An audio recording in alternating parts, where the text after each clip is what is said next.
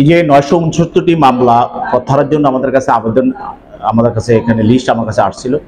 আসার পরে আমি এগুলি কোর্ট নির্ধারণ করে প্রত্যেকটি কোর্টে যেখানে মামলাগুলো যে পর্যায়ে আছে সেগুলি আমি পিপি হিসাবে আমি দরখাস্ত দাখিল করেছি। ইতিমধ্যে অনেক কোর্ট যেগুলি তারিখ ছিল সেগুলি অনেক কোর্টে সে মামলাগুলো প্রত্যাহার হয়ে গেছে এবং এটা চলমান, এবং বিভিন্ন তারিখে এই মামলাগুলো সেভাবে প্রত্যাহার হয়ে যাবে। আর এছাড়াও কিন্তু আমরা আরেকটি কাজও আমরা করে আসছি 5 তারিখের পরে। অনেক আদালতে যে মামলাগুলো চার্জের জন্য ছিল সেখানে আমরা ডিসচার্জের প্রেয়ার দিয়েছিলাম আইনজীবীরা। সেই মামলাগুলো অনেক ক্ষেত্রে অনেক মামলা প্রাথমিক অবস্থাতেই আসামিরা ডিসচার্জ হয়ে গেছে, অর্থাৎ অব্যাহতি পেয়ে গেছে, মামলাটা শেষ।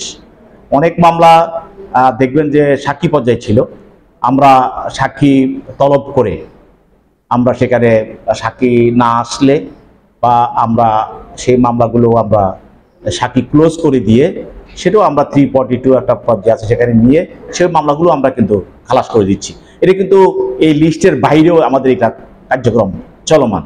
আর যে মামলাগুলো দেখেন যে শাস্তি দিয়ে দিয়েছিল সেই মামলাগুলো কিন্তু আমরা আপিল করে আপিল শুনানিতে আমরা সেগুলিও আমরা খালাস করে দিচ্ছি। অর্থাৎ অনেকগুলো প্রক্রিয়ায় মামলাগুলো কিন্তু নিষ্পত্তি হচ্ছে। একদিকে সরকারের 2টি মন্ত্রণালয়ে আমরা এইটা তৎপর এই মামলাগুলোর বিষয়ে, আর অন্যদিকে আমরা যারা এখানে প্রসিকিউটর আছি এবং যারা আসামিপক্ষে আইনজীবী আছে আমরাও কিন্তু তৎপর, যে লিস্টের বাহিরেও এখনো লিস্ট পৌঁছে নেই আমাদের কাছে, কিন্তু আমরা আমাদের বিভিন্ন পর্যায়ে রাজনৈতিক মামলা দেখিয়ে কোর্টের কাছে সাবমিশন করে আমরা সেগুলিও কিন্তু মামলা আইনগতভাবে আমরা শেষ করে দিচ্ছি, আইনের প্রক্রিয়ার মধ্যে শেষ করতে। আমাদের বিষয়টা হলো কি, আমরা একটা নোটিশ দিয়ে সব মামলাগুলো শেষ করতে চাই না।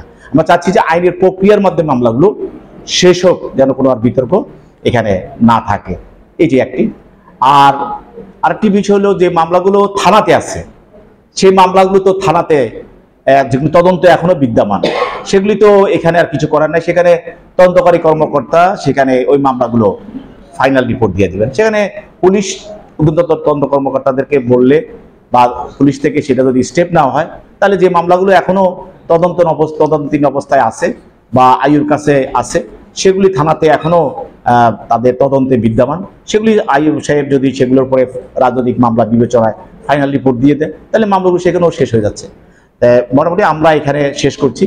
আর আপনি যে বলছেন যে এখন একটা জিনিস সুবিধা হচ্ছে যে আগে যে ফ্যাসিস্টরা সম্বন্ধে যে রাজনৈতিক মামলাগুলো নিয়ে জজ সাহেবদেরকে সময় ব্যয় করতে হচ্ছে, কিন্তু এখন আর সেটা প্রয়োজন নাই। কারণ রাজনৈতিক মামলাগুলো এখন 2-1 মিনিটে মামলাগুলোর একটা শেষ হয়ে যাচ্ছে, শুনানি শেষ হয়ে যাচ্ছে, অথবা দেখা গেল যে অব্যাহতি হচ্ছে অথবা প্রত্যাহার হয়ে যাচ্ছে। এইগুলো বিশদ কোনো সময় কালক্ষেপণ করার প্রয়োজন হচ্ছে না। তো সেই জন্য অনেক সময় কোর্ট নিজেও কোর্টের এজলাসের বাইরে উনি আদেশ দিয়ে দিতে পারেন, প্রত্যাহারে যে দরখাস্তগুলো আছে ওটা দেখে তিনি আদেশ দিয়ে দিতে পারেন। অতএব ওনাকে এজলাসে উঠে যে একবারে সব শেষ করতে হবে এমন কিছু করার নেই। অতএব এখন অন্য মামলার এখন সুযোগ হয়েছে মামলাগুলো নিষ্পত্তি করার। এই জন্য জজ সাহেবদের অন্তত রাজনৈতিক মামলার উপরে যে একটা চাপ ছিল সেটা অনেক অংশ কমে গেছে। এখন ওনারা অন্য যে মামলাগুলো আছে মানুষের, সাধারণ মানুষের, সেই মামলাগুলো ওনারা চেষ্টা করছে তাড়াতাড়ি শেষ করে দেওয়ার জন্য।